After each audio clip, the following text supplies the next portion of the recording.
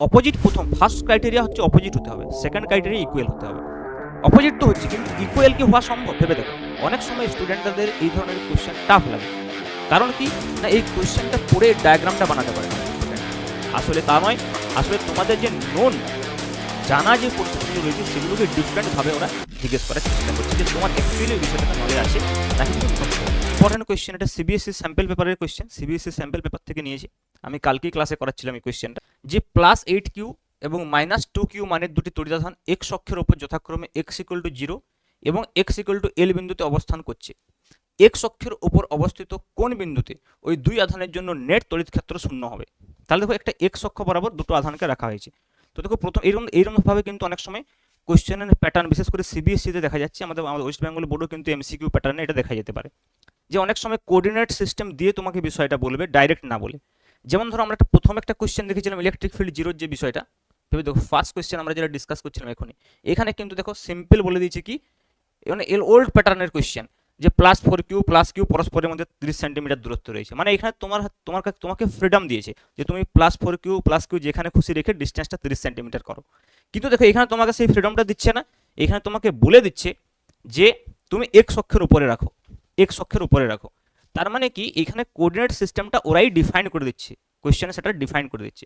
অনেক সময় স্টুডেন্টদের এই ধরনের কোয়েশ্চেন টাফ লাগে, কারণ কি না এই কোয়েশ্চেনটা পড়ে ডায়াগ্রামটা বানাতে পারে না অনেক স্টুডেন্ট, ঠিক আছে। কিন্তু অ্যাকচুয়ালি এইটা এইভাবে করা হয়, তার কারণ হচ্ছে যাতে ইউনিফর্ম হয় কোয়েশ্চেনটা, মানে সবাই যাতে একই রকমভাবে ডায়াগ্রামটা বানায়, সবাই যাতে একই রকম নোটেশন নেয়, তাই জন্য এটা করা হচ্ছে। এবং অনেক সময় দেখা যায় স্টুডেন্টদের কোঅর্ডিনেট সিস্টেম বা কোয়েশ্চেনকে ডিকোড করার ক্ষমতা থাকে না, সেটা আছে কিনা সেটাও কিন্তু এই ধরনের কোয়েশ্চেন থেকে জাজ করা যায়। ওই জন্য কোয়েশ্চেনের প্যাটার্নগুলো নিউ নিউ যে প্যাটার্ন আসছে, কোয়েশ্চেন এইভাবে করা হচ্ছে এবং স্টুডেন্টরা মনে করছে যে কোয়েশ্চেন জটিল, ঠিক আছে।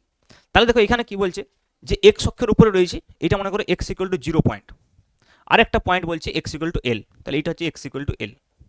এখন চার্জটাকে একটা +8q কে এখানে রাখা হয়েছে দেখো, আর -2q কে এখানে রাখা হয়েছে x=l এ।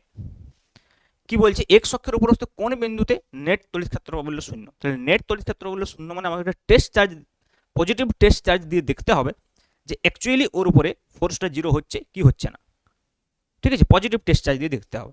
তাহলে তুমি ভেবে দেখো, ইন বিটুইন যদি আমরা করি, প্রথম কোশ্চেনটা ইন বিটুইন আমরা রেখেছিলাম, দেখো এইখানে যদি আমরা ইন বিটুইন এইখানে কোনো একটা পজিটিভ চার্জকে রাখার চেষ্টা করি, তাহলে +8q এই দিকে ফোর্স দেবে, -2q অ্যাট্রাক্ট করবে একে। তাহলে দেখো দুটো ফোর্সের ডাইরেকশন একই হয়ে যাবে।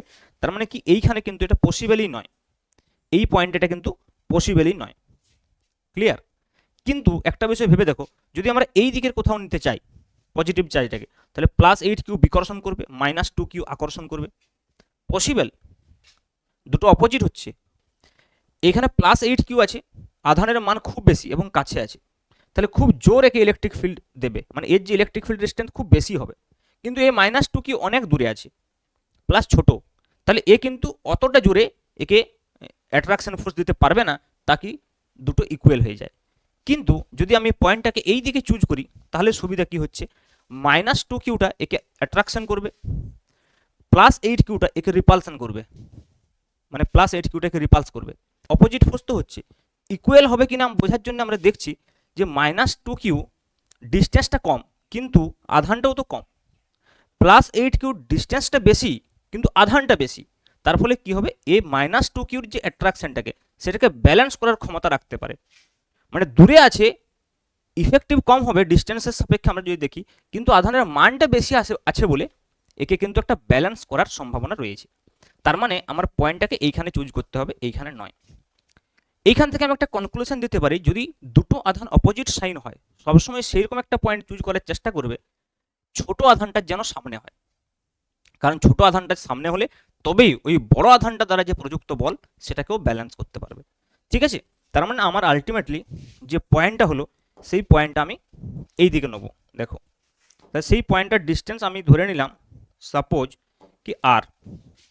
তো এইখান থেকে আমি মনে করছি যে আর ডিস্টেন্সে এইখানে একটা পয়েন্ট রয়েছে যেখানে ইলেকট্রিক ফিল্ড 0 হবে। তার মানে এর যা ইলেকট্রিক ফিল্ড এবং এর যা ইলেকট্রিক ফিল্ড ইকুয়াল হবে, অপোজিট তো আগেই বলে দিয়েছি। তাহলে 8q থেকে এই পয়েন্টের ডিস্টেন্স হয়ে যাচ্ছে কিন্তু দেখো l+r। তাহলে 8qর জন্য যে ফিল্ডটা হবে সেটা 8q/l+r² ইকুয়াল টু 2qর জন্য যে ফোর্সটা হবে সেটা 2q/r²। আমি আগেই বললাম যে যখন আমরা এখানে বর্গমূল করব, দেখো প্রথম থেকে কেটে দাও, 4 হয়ে গেল। তাহলে 4/l প্লাস আর হোল স্কোয়ার, এটাকে বর্গমূল করো, 2/l plus r equal two 1/r। আমি আবারও বলছি প্লাস মাইনাস নেওয়ার দরকার নেই, কারণ ডাইরেকশন আমি অলরেডি ডিফাইন করে দিচ্ছি অ্যালং পজিটিভ এক্স অ্যাক্সিস। তাহলে দেখো যদি আমরা ক্রস মাল্টিপ্লিকেশন করি, তাহলে কি হচ্ছে l plus r equal to 2r, তার মানে r equal to l plus R,